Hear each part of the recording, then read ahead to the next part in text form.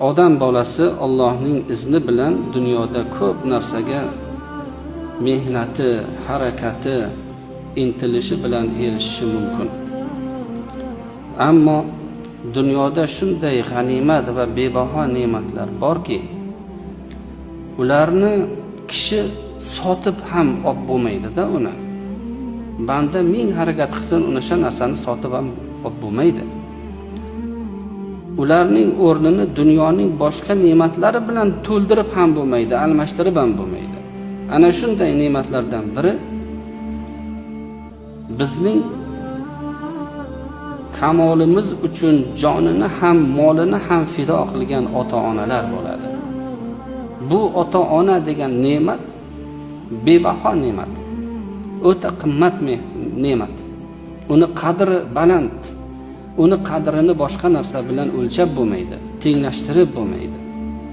Ota-onani shariatimizda, dinimizda, Qur'oni Karimda ham, payg'ambar alayhisalom muborak hadislarida ham juda qimmat deb belgilagan, o'ta bebaho ekanligi aytib o'tilgan.